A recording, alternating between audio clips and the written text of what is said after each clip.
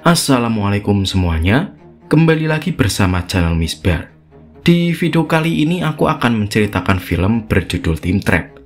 Bercerita tentang sekelompok mahasiswa dan dosennya yang melakukan penelitian di dalam sebuah gua. Namun mereka harus terjebak di dalam gua itu selama berabad-abad lamanya. Nah, gimana kisahnya? Langsung aja kita ceritain sob.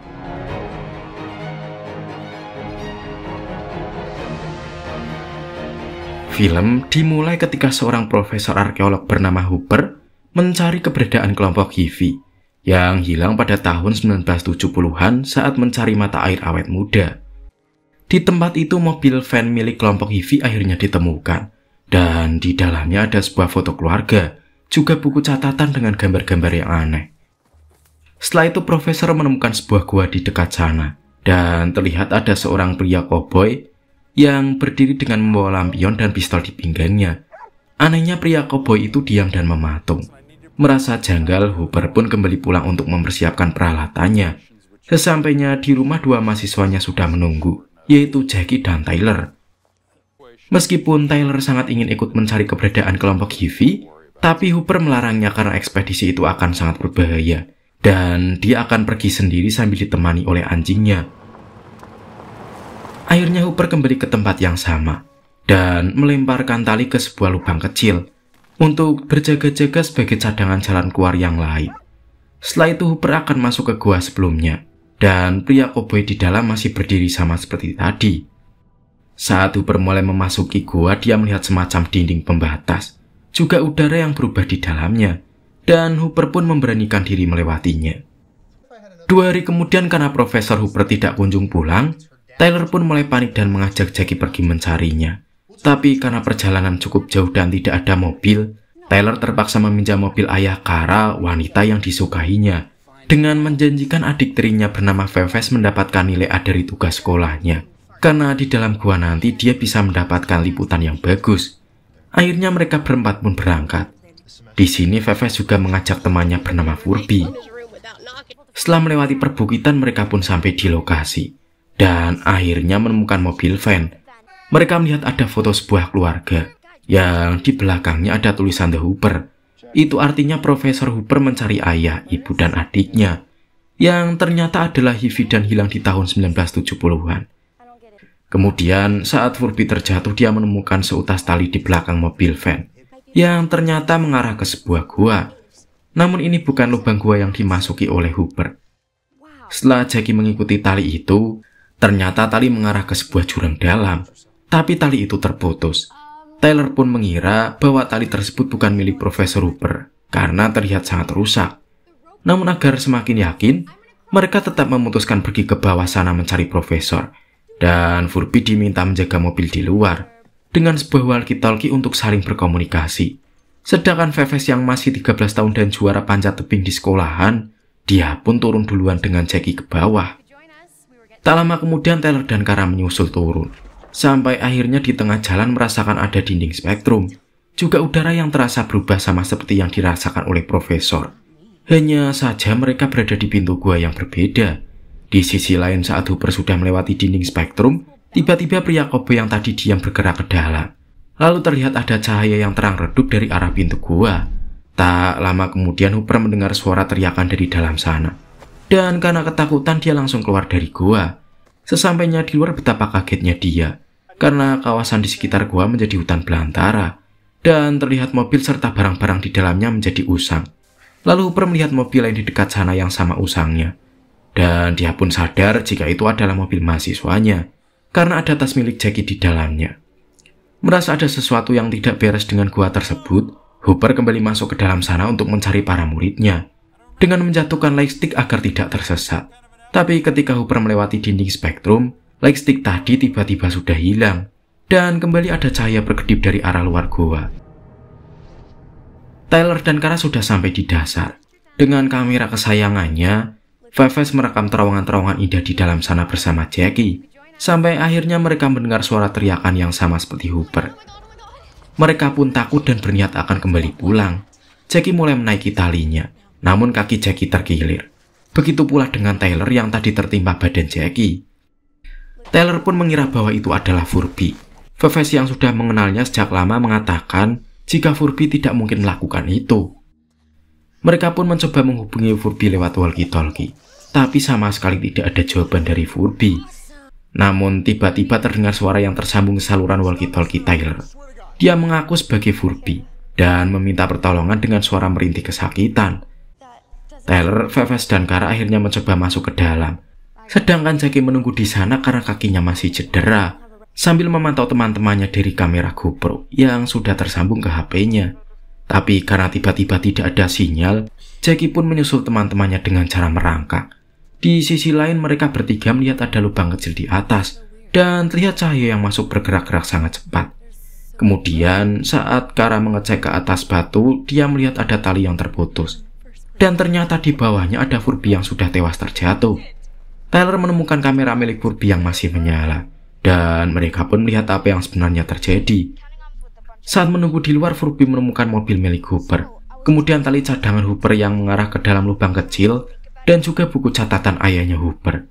Furby memberitahu jika isi catatan itu adalah cerita tentang adanya mata air awet muda yang sudah dicari sejak zaman dahulu kala. Dan menurut Furby itu pasti hanyalah sebuah mitos belaka. Kisah air mata awet muda atau penyembuh segala macam penyakit ini diceritakan turun-temurun ke keluarga Hooper. Dan tujuan ayah Hooper mencari air mata tersebut untuk mengobati putrinya, atau adik dari Profesor Hooper yang ternyata sedang sakit keras. Sampai akhirnya mereka melihat sebuah kejanggalan yang sangat aneh, karena Furby merekam sampai tengah malam, padahal mereka baru saja masuk siang hari. 2 hari pun telah berlalu, dan Furby menganggap teman-temannya sudah mati. Maka dari itu Furby berencana turun dengan tali cadangan Hooper untuk mengambil kunci mobil teman-temannya. Tapi ketika dia mulai turun, langit bergerak sangat cepat, dan tiba-tiba tali pun terputus. Mereka masih kebingungan apa yang sebenarnya terjadi, dan Kara akan mencoba memanjat ke atas untuk meminta bantuan. Di tengah pendakian, Kara kembali merasakan udara yang berubah. Lalu setelah sampai di atas, betapa kagetnya dia. Dia melihat daratan yang sudah sangat gersang, dan Kara kesusahan bernafas di luar sana, seakan bumi sudah tidak layak huni lagi. Kara pun terus mencari sinyal untuk meminta bantuan, namun tak ada sinyal sama sekali di sana. Di atas sana dia malah melihat suatu benda yang sangat aneh di langit. Kara segera turun dengan sangat panik dan memberitahu teman-temannya apa yang dia lihat.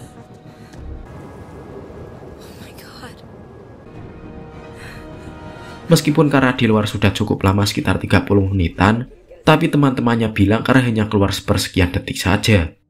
Mereka pun melihat rekaman dari kamera Kara, dan akhirnya sadar jika waktu di dalam gua bergerak sangat-sangat lambat. Itu karena gua tersebut dikelilingi oleh dinding spektrum dengan bentuk melingkar, sebagai batasan antara waktu normal di permukaan dan waktu yang sangat lambat di dalam gua. Itulah kenapa tali selalu putus tepat di dinding spektrum. Dari dinding spektrum ke bawah tali masih baru, tapi dari dinding atas tali pasti sudah usang, jadi ditarik sedikit langsung putus. Begitu pula dengan cahaya kedap-kedip yang mereka lihat di dalam gua. Adalah pergerakan matahari yang sangat cepat siang dan malam. Tyler pun menyadari sesuatu ketika melihat badan Furby yang terjatuh tengkurap dan walkie-talkie-nya rusak. Padahal di rekaman dia jatuh dalam kondisi badannya miring, dan walkie-talkie-nya juga masih berfungsi. Mereka pun kembali melanjutkan rekaman Furby, dan melihat Furby yang saat ini ternyata masih hidup. Tiba-tiba terlihat seseorang datang dan memukul Furby hingga tewas.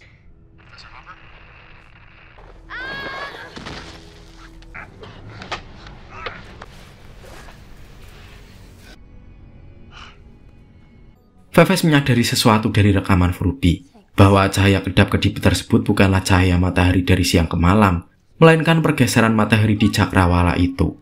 Artinya setiap kedipan cahaya bukan 1 hari, bukan 1 minggu, bukan juga 1 bulan, tapi 1 tahun. Jadi entah sudah berapa ratus tahun mereka di dalam sana.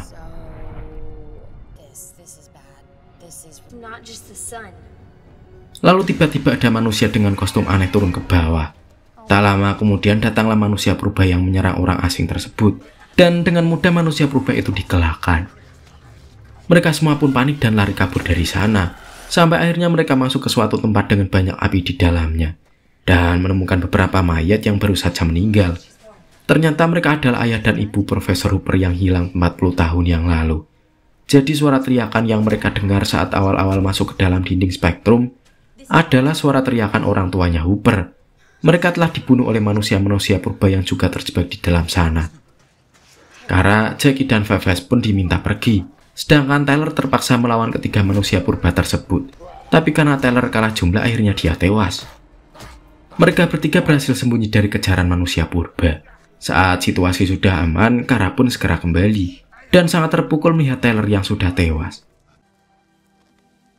Lalu orang asing itu pun datang kembali. Dia mengambil sampel air di dalam kolam. Kemudian dia membawa Tyler dan memasukkannya ke dalam sana. Ternyata mata air awet muda benar-benar nyata, karena Tyler dengan ajaibnya hidup kembali. Lalu manusia purba pun kembali datang menyerang, dan orang asing itu terpaksa melawannya, sampai akhirnya helm super canggihnya dilepas oleh manusia purba. Dan dia terlihat sangat panik, tak bisa bernapas. Merasa sudah diselamatkan, Kara pun akhirnya ikut membantu, dan semua manusia purba berhasil dikalahkan. Tyler yang sadar pria tersebut kesusahan bernafas, kemudian langsung memasangkan helmnya kembali. Tapi ternyata itu percuma, karena waktu pria tersebut sudah habis. Dan sebelum dia mati, pria ini memberitahu apa yang sebenarnya terjadi di luar sana. Mulai dari berita hilangnya mereka berlima, bumi yang sudah tak layak huni lagi, dan umat manusia berkoloni pergi ke Mars untuk mencari kehidupan yang baru. Mereka semua pun akhirnya sadar, jika kehidupan di luar sana sudah ribuan tahun lamanya. Bahkan manusia berevolusi dengan tinggi mencapai 3 meter, dan menggunakan bahasa yang tidak mereka mengerti.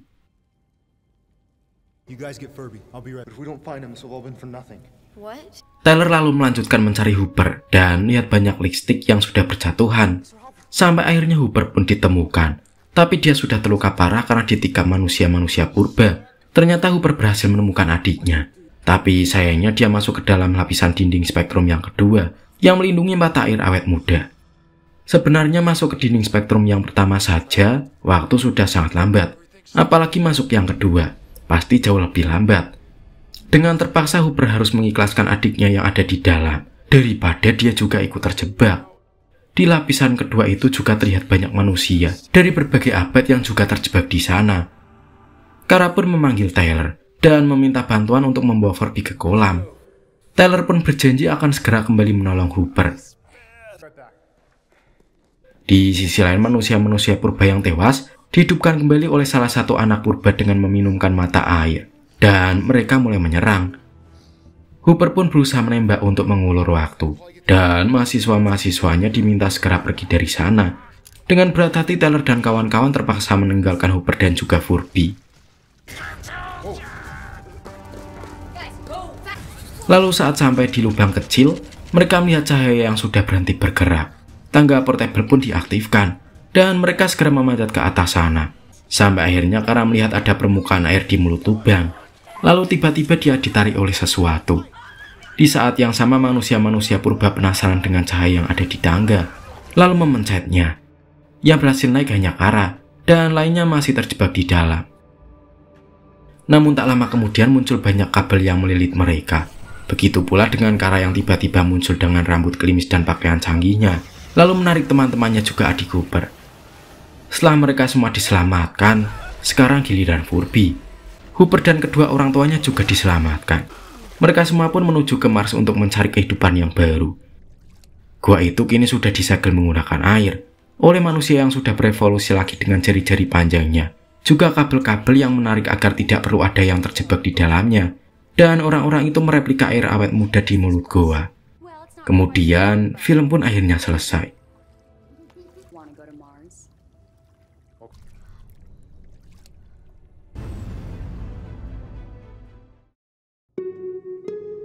Menurut kamu pelajaran apa yang dapat kamu ambil setelah nonton?